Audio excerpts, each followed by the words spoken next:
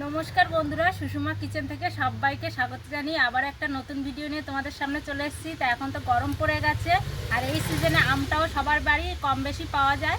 তা আজ আমি বানাবো কাঁচা আম পুড়িয়ে শরবত বানিয়ে তোমাদেরকে দেখাবো। তা সম্পূর্ণ ভিডিওটা দেখতে থাকো, আমার সাথে থাকো, আশা করি খুব ভালো লাগবে। তা চলো, আমটা এখন আমি পুড়িয়ে নেবো। আর পোড়ানোর জন্য এখানে নিয়েছি আমি একটা লোহার জাল কাটা। এই জাল কাটাটা উনুনের পরে দিয়ে আমি আমটা পুড়িয়ে শরবতটা তৈরি করব। তা চলো শুরু করি। আর এই কাঁচা আম তো খুবই টক হয়, তো তার জন্য আমি এখানে দুটো কাঁচা আম নিয়েছি। এবার আমি দুটো কাঁচা আম আগুনে আস্তে আস্তে পুড়িয়ে নেব। এখন বন্ধুরা, আমটা আমি পুড়িয়ে নিয়েছি, 10 মিনিটের মতন পুড়িয়ে নিয়েছি, তাই নরম হয়ে গেছে।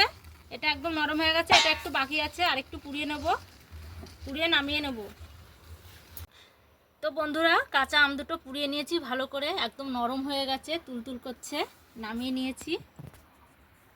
এখন আমের কাঠটা বের করে নেব। তো বন্ধুরা, আমটা সিদ্ধ হয়ে গেছে, এইভাবে বের করে নেব, নিয়ে জল দিয়ে গুলে নেব। শ্বাসটা কত সুন্দর। তো বন্ধুরা, আমের শ্বাসটা বের করে নিয়েছি, আটিগুলো ফেলে দেব। আমের শ্বাসটাকে জল দিয়ে গুলিয়ে নিয়েছি, এখন আমি ছেঁকে নেব ছেঁকনিতে।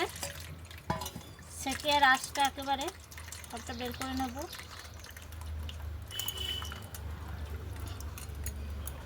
তো বন্ধুরা, এখানে আমি চিনি দিয়ে দেবো।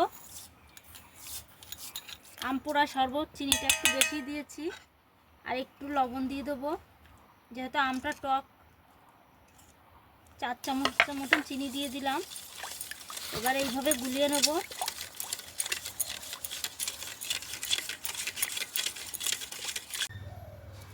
এবার আমি গ্লাসে ঢেলে দেখবো কেমন হয়েছে।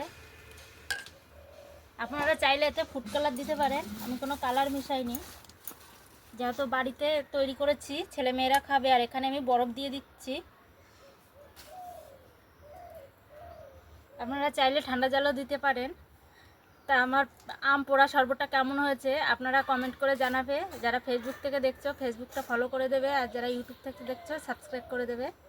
বন্ধুরা, টক টক মিষ্টি মিষ্টি দারুণ লাগছে আম পোড়াটা। এটা আমার ঘরোয়াভাবে আম পোড়া তৈরি করে তোমাদেরকে দেখিয়েছি।